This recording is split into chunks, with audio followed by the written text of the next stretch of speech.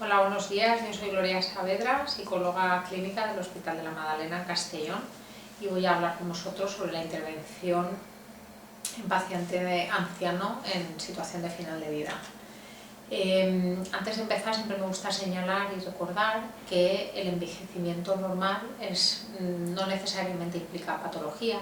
Es cierto que hay un porcentaje elevado de personas mayores que está libre de síntomas de enfermedad, pues eso, hasta un 75-80% de las personas mayores. Sí que es cierto que hay una correlación entre el aumento de la edad y el aumento de enfermedades, pero me parece especialmente importante poner el acento en eso, en distinguir normalidad y patología, distinguir los problemas que pueden aparecer en la edad avanzada. En ese sentido, cuando hay dificultades, cuando aparecen síntomas, el pedir ayuda, el consultar, permite que se controlen los síntomas en algunos casos y descartar también las causas tratables que puedan haber, de manera que no abandonemos a nuestros mayores, ¿no? Que podamos cuidarlos de forma efectiva. Dentro del ámbito de los cuidados paliativos, cuando nos situamos en la fase final de la vida, el objetivo último es el alivio de sufrimiento y de malestar de las personas implicadas en esa situación de final de vida, tanto del propio paciente como de la familia. Y en ese sentido, para aliviar sufrimiento, entendemos que es necesario la atención a los aspectos emocionales y a los aspectos de comunicación, de relación, tanto del equipo terapéutico como de la familia con el paciente, de la familia con nosotros, del paciente con el equipo. Y en ese sentido, la intervención psicológica tiene mucho que aportar, ¿no? Los psicólogos tenemos mucho que aportar en este ámbito. Antes de hablar de intervención propiamente dicha, me gusta repasar aspectos diferenciales del paciente anciano en situación de final de vida, que creo que tenerlos en la cabeza pues nos pueden ayudar a situar nuestras intervenciones adecuándolas a esta población en concreto. Por un lado, me parece importante recordar que socialmente, tradicionalmente en general, existe una tendencia a subestimar la capacidad de adaptación de nuestros mayores, la capacidad de hacer frente a las situaciones que les va poniendo la vida en el camino, por decir así, incluidas entre ellas la enfermedad o la fase final, ¿no? Tendemos a pensar que tienen menos capacidad de afrontar, hay una cierta tendencia social a la sobreprotección en este sentido, ¿no? En entender que son menos válidos para según qué cosas, para adaptarse a la situación, para tomar determinadas decisiones. También hay estudios que nos indican la tendencia a subestimar las necesidades de información que puedan tener los pacientes, ¿no? Nosotros mismos aquí en este hospital hicimos un proyecto de investigación en el que preguntábamos a los pacientes cuando ingresaban aquí en el hospital si querían estar informados de las cosas, de cómo iban las cosas, a nivel de pronóstico, fueran bien o mal, si querían tener información sobre cómo estaba yendo el proceso, ¿no? Y un porcentaje muy elevado de pacientes, todos ellos mayores, ancianos frágiles, nos contestaban que sí, querían tener esa información, ¿no? Un 85%. Cuando luego preguntábamos a la familia si pensaban que sus familiares querían tener información, nos decían un porcentaje similar, nos decían que no, que seguramente el paciente no quería tener información. Es decir, hay un desfase entre la necesidad de información del paciente y la percepción que tienen de ella sus propios familiares, ¿no? Tener esto en cuenta para evitar esa sobreprotección nos va a permitir personalizar la intervención y adecuarnos a las necesidades del propio paciente, ¿no? Otro aspecto que creo es importante señalar es la mayor presencia en edad avanzada de deterioro cognitivo respecto a otras poblaciones en situación de final de vida, pacientes más jóvenes, o sea, en función de grupos de edad, etc. En la edad avanzada hay una mayor presencia de deterioro cognitivo.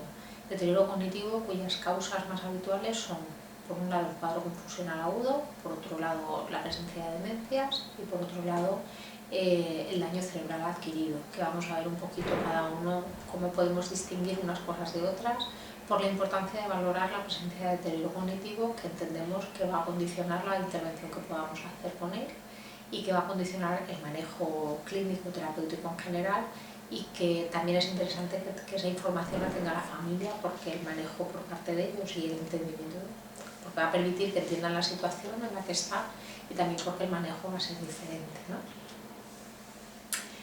Es cierto que hay una mayor presencia de deterioro cognitivo en edad avanzada y que es importante evaluarla. También es cierto que en la edad avanzada sigue habiendo capacidad de aprendizaje. Las personas mayores sin patología tienen capacidad para aprender igual que en cualquier otra edad. Bien, es cierto que tendríamos que respetar unos mayores tiempos de reacción que son necesarios para ese aprendizaje en la edad avanzada y también tener más en cuenta la importancia de la motivación, que en todos los grupos de edad es así. Cuando estamos motivados aprendemos mejor. Pues creo que es especialmente tenerlo en cuenta en edad avanzada. El funcionamiento intelectual del paciente anciano pues va a depender, como en el caso del paciente más joven, de muchos factores. Por un lado, lógicamente, de la presencia de deterioro, como estamos diciendo, a nivel de cuadro confusional agudo, de demencias, de daño cerebral adquirido. También será importante la disminución que se pueda producir propia de la edad, que, insisto, no merma la capacidad de tomar decisiones si no hay patología, si no hay un deterioro cognitivo franco, no merma la capacidad de tomar decisiones, no merma la capacidad de aprendizaje, así que seguramente hace falta tener en cuenta, como decíamos, tiempos de reacción más lentos, motivación, etc. Y sí que hay que tener en cuenta que los cambios súbitos en el funcionamiento cognitivo e intelectual del paciente habría que buscar cuál es la causa, porque indican deterioro, ¿vale? No es, hay un mito social de que, claro, con la edad, pues es que es muy mayor, ¿cómo va a entender? O es que es muy mayor, claro que no tiene memoria. Una persona mayor sin patología, en principio, tiene que tener memoria como cualquier persona de cualquier edad. Por tanto, cuando hay un cambio en el funcionamiento cognitivo de forma brusca, hay que buscar cuáles son las causas para dar un tratamiento adecuado. Como os decía, las causas más frecuentes: delirium o cuadro confusional agudo, daño cerebral adquirido y demencia. Vamos a comentar un poquito cada uno de ellos para que podamos distinguir una cosa de otra. En el delirium o cuadro confusional agudo estamos hablando de una alteración del nivel de conciencia que impide focalizar y mantener la atención, cambiar la atención de unos aspectos a otros de forma normalizada,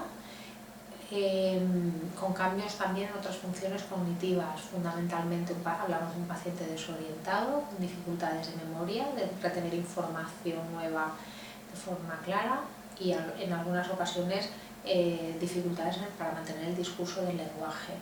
También muchas veces aparecen dificultades perceptivas, fundamentalmente alucinaciones visuales, incluso cuadros delirantes. Este cuadro de desorientación brusca, con dificultad para mantener la atención, suele tener un inicio agudo, aparece de un momento para otro y suele haber tendencia a la fluctuación. Habitualmente pues están más agitados por la noche o hay más dificultades en algunos momentos del día y una mayor aparente normalidad en otros momentos. Este cuadro, el cuadro confusional agudo delirium, se relaciona siempre con una causa orgánica que es importante detectar, diagnosticar, porque es potencialmente tratable muchas veces, y cuando se resuelve la causa orgánica que lo ha originado, revierte el cuadro confusional. En edad avanzada, por ejemplo, pacientes con infección de orina, en muchas ocasiones la única sintomatología que presentan de la infección de orina es este cuadro confusional agudo. Es decir, en hospitales como el mío, en el que, bueno, en cualquier hospital entiendo que trabajen con personas mayores, en este hospital la media de los pacientes es muy avanzada. Cuando hay un cuadro confusional, lo primero que se hace es pedir analítica, descartar causa orgánica potencialmente tratable, ¿vale? Inicio agudo, desorientación, muchas veces alucinaciones visuales. Hay varias formas de presentación del cuadro confusional agudo. La más habitual, o por lo menos la más diagnosticada también, porque es la más evidente, es la que cursa con agitación y con hipervigilancia, pacientes que se despiertan en medio de la noche hablando como si estuvieran trabajando, como si estuvieran en otro entorno que no es el habitual, una desorientación franca, que también se produce en momentos de agitación durante el día. Y hay una forma de presentación menos diagnosticada habitualmente también porque es menos evidente, que es la forma hipoactiva, en lo que predomina es una apatía, una falta de colaboración, etc. Y hay casos de presentación mixta, hipoactiva y hiperactiva. Como os decía, la causa orgánica del cuadro confusional, la causa del cuadro confusional siempre es orgánica y es multifactorial, muchas veces infecciones, como os decía, a veces alteraciones metabólicas. Bueno, pues ahí es una historia clínica y un buen examen clínico médico pues sería necesario.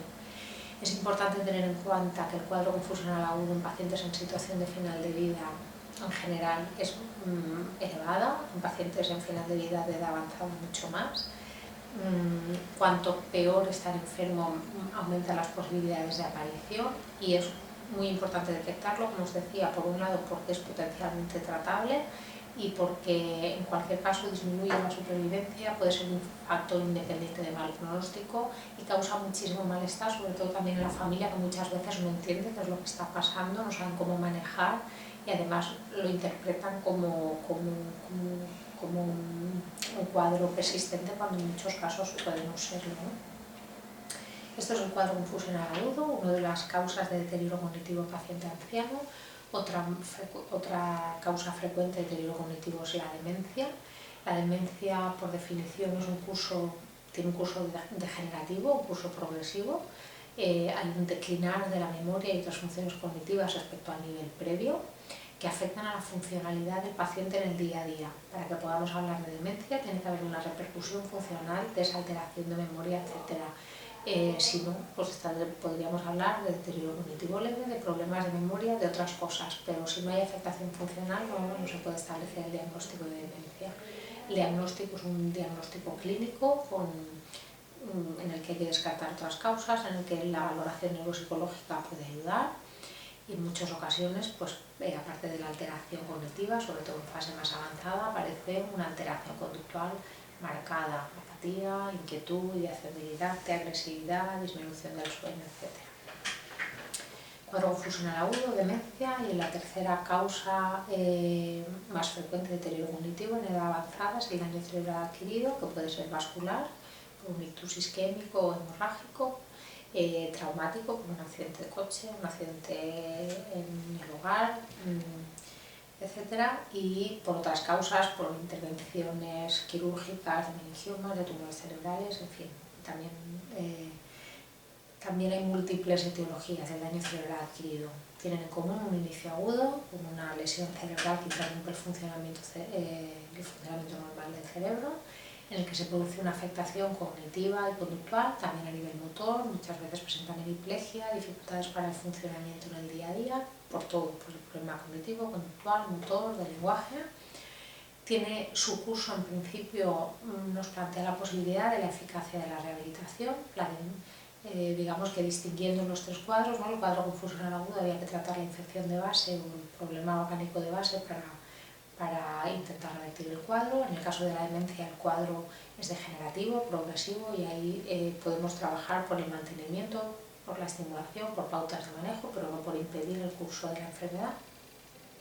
En el caso del daño cerebral adquirido sí que hay potencial rehabilitador en el que nos podemos plantear sobre todo objetivos funcionales, ¿no? Para mejorar el funcionamiento del paciente en su día a día. Insisto en la importancia de detectar la presencia de deterioro cognitivo, que en el paciente anciano hay una tendencia hay muchos casos en los que no se llega a este diagnóstico, no se llega a identificar el deterioro cognitivo con los problemas de manejo que eso supone a nivel clínico en general y por supuesto de abordaje del propio deterioro.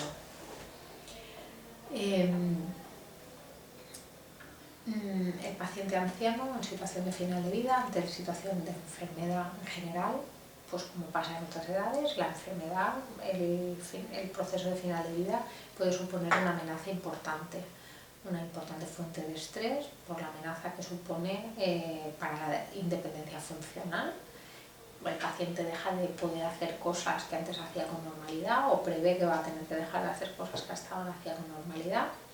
Va a suponer en muchas ocasiones una disminución de las relaciones sociales y otras actividades gratificantes, dejar de poder relacionarse con normalidad en su día a día, y muchas veces lleva asociados sentimientos como la culpa, la tristeza, la ansiedad,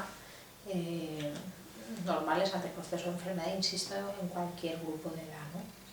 La enfermedad además supone en muchas ocasiones una amenaza para la propia vida, para el bienestar físico, para los planes de futuro, para el equilibrio emocional, puede suponer una amenaza a muchos niveles que hacer necesario para el paciente la adaptación a este proceso de enfermedad. Decíamos antes que tenemos una cierta tendencia social a infravalorar, ¿no?, la capacidad de adaptación del paciente anciano. De hecho, los estudios nos apuntan a que posiblemente el paciente anciano tiene una mayor capacidad de adaptación o unos recursos mayores de adaptación a la enfermedad y a la muerte respecto a otros grupos de edad. Por un lado, porque ya han vivido muchas muertes en su entorno familiar y enfermedades en su entorno familiar, incluso a nivel personal, a nivel de enfermedad, y han desarrollado recursos para ir afrontando esas situaciones. También por la expectativa evolutiva, ¿no? Digamos que por edad uno se va preparando, ¿no?, a la cercanía de la muerte. Es mucho más traumática, ¿no?, para todo el mundo una muerte, una enfermedad en una edad joven, ¿no?, una edad más precoz, ¿no? Habitualmente es más compleja, ¿no?, por poco esperada, y muchas veces también favorece la adaptación al proceso de enfermedad en personas de edad avanzada, el apoyo social secundario, ¿no?, existente, ¿no?, el que ahora la familia pues presta más atención, cuida más, etcétera, respecto a lo que en otros momentos, el apoyo social que en otros momentos puede estar percibiendo. ¿Qué recursos o qué dificultades, qué recursos o qué habilidades podemos fomentar en los pacientes mayores de cara a favorecer esta adaptación? Creo que es importante planteárnoslo porque muchas veces estamos muy enseñados a buscar dificultades, problemas, síntomas, y creo que es igualmente importante pensar en qué recursos tenemos, ¿no?, qué posibilidades tenemos de hacer más fácil la adaptación para el paciente anciano. Uno de los recursos que los diferentes estudios, la literatura científica nos recuerda de forma sistemática su importancia en todos los grupos de edad, en todas las patologías, a todos los niveles, a nivel emocional, a nivel orgánico, etc., es la importancia de la actividad física. Sabemos que incluso tiene una repercusión importante a nivel cognitivo. Pacientes con mayor actividad física reducimos el riesgo de deterioro cognitivo, incluso se reduce la progresión, según algunos estudios, del deterioro cognitivo en patologías como la demencia. Progresan menos los pacientes con una mayor actividad física, con lo cual potenciar y reforzar la actividad física que ya esté haciendo el paciente anciano es una cosa importante. También favorecer la revisión vital, ¿no?, poniendo el acento en aquellos recuerdos positivos. En situación de final de vida, últimamente hay muchos trabajos muy sólidos en relación con la terapia de la dignidad, que en cualquier grupo de edad, uno de los objetivos o una de las cosas que promueve es un poco esta revisión vital, ¿no?, de dar un poco sentido a todo lo vivido hasta el momento, etc. Y en ese aspecto, en tercera edad, puede ser importante también. Respetar los estilos de vida del paciente, promover actitudes realistas sobre los cambios que cabe esperar y fomentar el apoyo social, que sabemos que es un protector ante cualquier dificultad en cualquier grupo de edad. Potenciar estas cosas puede ser interesante, ¿no? Dentro del paciente anciano tenemos una población específica, que es el anciano frágil, que muchas veces es el tipo de paciente que nos vamos a encontrar en situación de final de vida. El anciano frágil, estamos hablando de personas con edad muy avanzada, habitualmente consideramos anciano. La edad en la que podemos hablar de anciano frágil es superior a los 75 años. Bien, es cierto que la edad cada vez afortunadamente va retrasándose, las dificultades, patologías, etcétera, a nivel de funcionalidad, de funcionamiento en el día a día, vamos alargando el proceso, vamos alargando el grupo de edad en el que estamos hablando. Anciano frágil, edad muy avanzada, decía, discapacidad, presencia de múltiples enfermedades crónicas, presencia de polifarmacia y de síndromes geriátricos y alto riesgo de hospitalización, de institucionalización, de enfermedad aguda o fallecimiento, ¿no? Bueno, ahora veremos un poco el manejo en todos los casos, pero tener en cuenta dentro de la población anciana, igual que decíamos que era interesante tener en cuenta el paciente que se sitúa dentro de la normalidad en otros aspectos y que no tiene patología en otros aspectos, tener en cuenta también la presencia del anciano frágil, ¿no? Ante la enfermedad, pues igual que pasa en otras edades, el paciente anciano en diferentes etapas de la enfermedad va a presentar diferentes necesidades, diferentes sintomatología a nivel emocional, etcétera, ¿no? Seguramente ya hay una respuesta emocional en torno al diagnóstico, incluso cuando uno está esperando el diagnóstico ante la identificación de determinados síntomas ya pueden aparecer respuestas de ansiedad, de miedo, etcétera. Los tratamientos y la hospitalización van a favorecer también la presencia de diferentes dificultades, ¿no? Pues desde una movilidad, una modificación de la movilidad y del funcionamiento cotidiano, mucho mayor todavía si va acompañado de hospitalización y muchas veces la enfermedad provoca también cierto aislamiento, ¿no? Respecto a las otras, al entorno general del paciente, justo por la reducción de la movilidad, etc., ¿no? Además, los tratamientos específicos de las diferentes enfermedades que puede tener el paciente en situación de final de vida, tratamientos oncológicos, tratamientos de rehabilitación, etc., suponen una modificación de la vida cotidiana y pueden tener unas consecuencias específicas, y también los tratamientos que se reciben en situación de final de vida y la propia condición física que puede tener el paciente en este momento. No lo he especificado hasta ahora, pero cuando estamos hablando de situación de final de vida, no estamos hablando únicamente de cuidados paliativos en el ámbito oncológico, que tradicionalmente se han desarrollado, sino que estamos hablando de situación de final de vida por patologías muy distintas, que pueden ser oncológicas, que lógicamente la prevalencia también aumenta con la edad, pero pueden ser pues eso, secundarias a daño cerebral, a pluripatología, a muchas causas distintas, ¿no? El paciente anciano en situación de final de vida, igual que en otras edades, va a requerir una atención multidisciplinar e integral que atienda a todos los ámbitos de la persona, no únicamente a la parte clínica, orgánica, si queréis decirlo así, o motora, sino también a los aspectos emocionales, de comunicación, espirituales, y eso solo se puede llevar a cabo desde un equipo multidisciplinar, ¿no? Que trabaje de forma coordinada y con objetivos conjuntos. En este sentido, el soporte emocional, tanto al paciente como a la familia, es una parte importante del tratamiento, de la intervención que realice todo el equipo terapéutico. Me parece que ya he comentado antes el objetivo último de los cuidados paliativos. Hablamos de disminuir el sufrimiento y promoción del bienestar. Lógicamente, el sufrimiento, si lo entendemos como una percepción de amenaza y de no tener recursos para hacer frente, una descompensación de la balanza entre aquellas cosas que nos generan malestar y aquellas cosas que nos hacen sentir bien. Entendiendo así el sufrimiento, estamos hablando de un concepto completamente subjetivo, ¿no? Lo que a mí me hace sufrir o lo que para mí ayuda a descompensar esta balanza no necesariamente tiene que ser así para otras personas, ¿no? Me gusta recordar esto porque eso nos habla de la importancia de personalizar la intervención y hacerla adecuada a la persona concreta que tenemos delante. En este sentido, las habilidades de comunicación y de counseling, que creo que ya todos conocéis, van a ser de gran ayuda. También el fomentar las propias estrategias de afrontamiento que tenga el propio paciente y ayudar a la solución de problemas en este sentido. A mí me gusta poner un ejemplo que creo que es gráfico, ¿no? Respecto al fomento de estrategias propias y de la necesidad de individualizar. En nuestro hospital, que la media de ingreso es elevada, normalmente los pacientes están aquí una media de 3 meses ingresados. Una de las dificultades que encontramos de forma frecuente es que el cuidado principal, habitualmente en pacientes de edad avanzada, imaginaos pues la mujer del paciente, que también de edad avanzada, también seguramente con algunas dificultades físicas, etcétera, está asumiendo el cuidado del paciente y está aquí por los 3 meses a pie de cama, ¿no? Con el paciente. Muchas veces con la mejor de las intenciones, lo que el equipo intentamos promover es el autocuidado del cuidador, ¿no? Y decimos, bueno, que se vaya a casa a dormir, que eso ayudará a que esté más fuerte. Pero la señora la tenemos aquí atrincherada, que no quiere irse a dormir de ninguna manera a su casa, ¿no?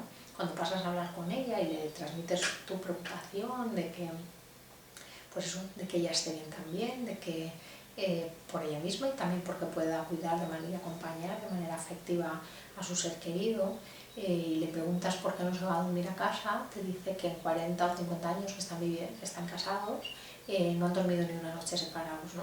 Entonces dices, bueno, si nos planteamos eso, nos planteamos si realmente es el momento en el que esta persona tiene que dormir por primera vez separada de su marido en 50 años, ¿no? En el momento en el que el paciente está en situación de final de vida.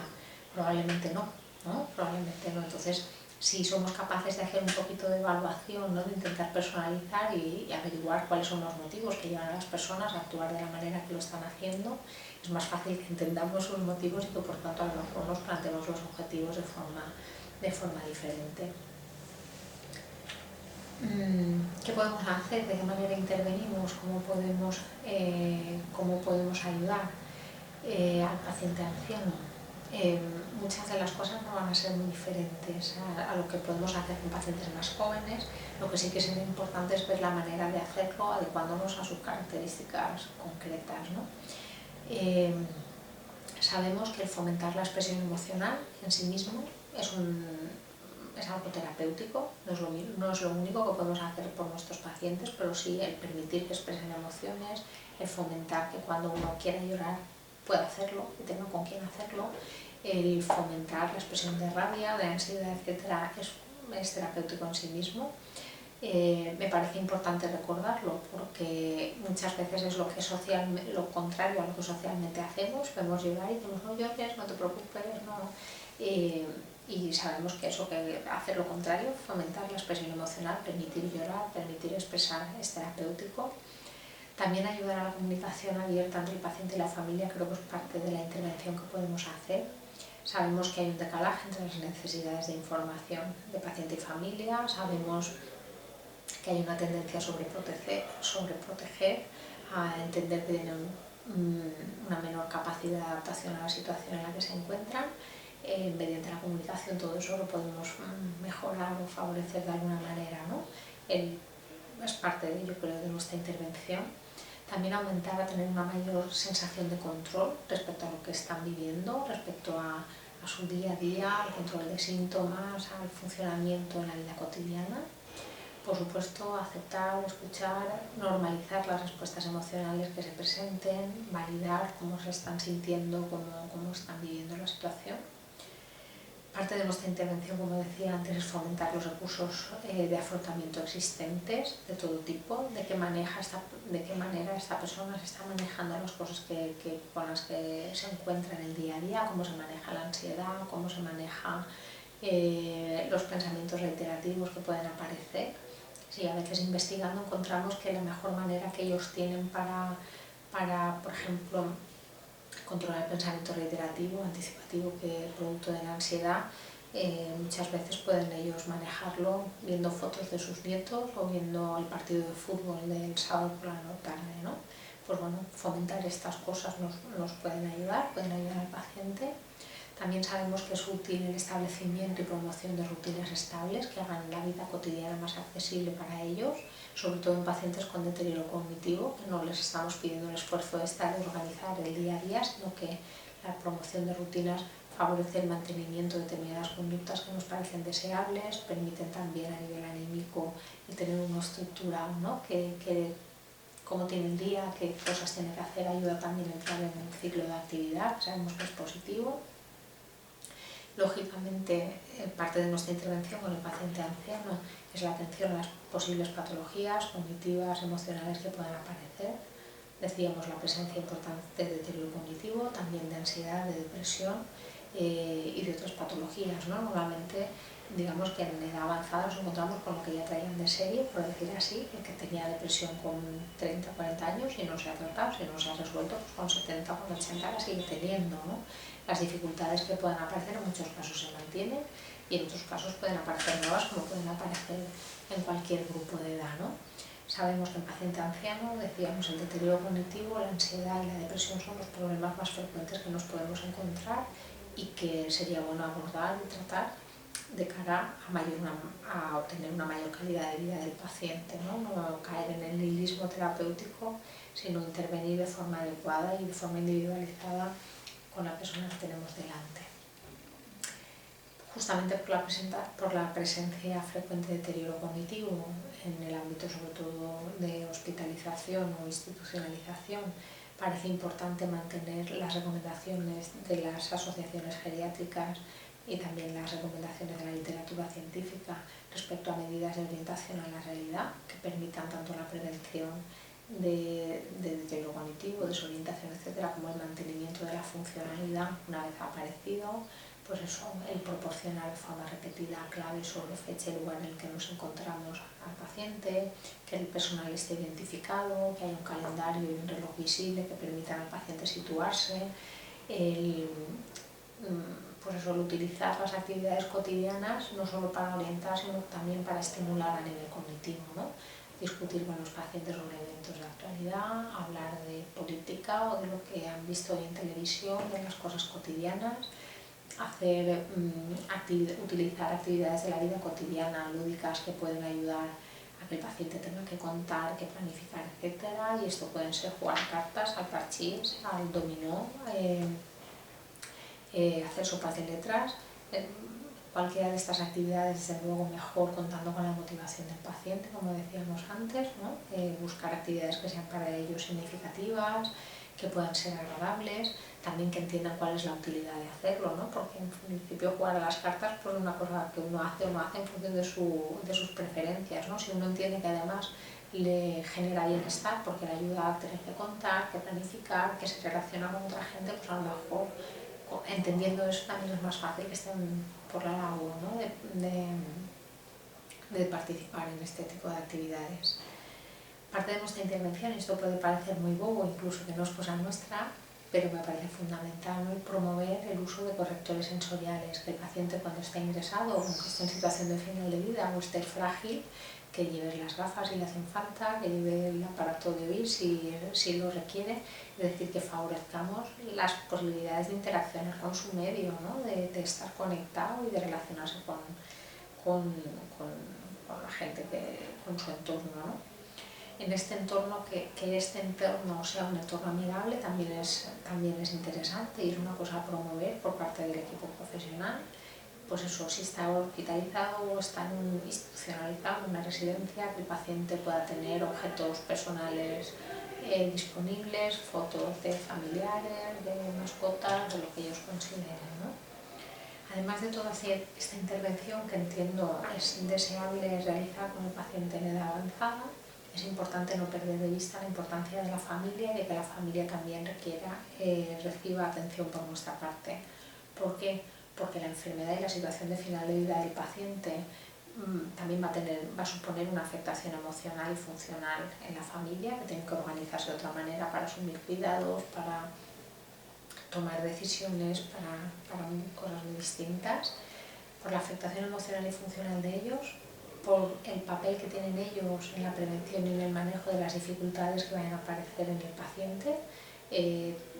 Todos los que hemos hecho labor clínica sabemos que situaciones muy similares en pacientes se manejan de forma muy diferente en función de la familia y de cómo se vayan adaptando también a esa situación, ¿no?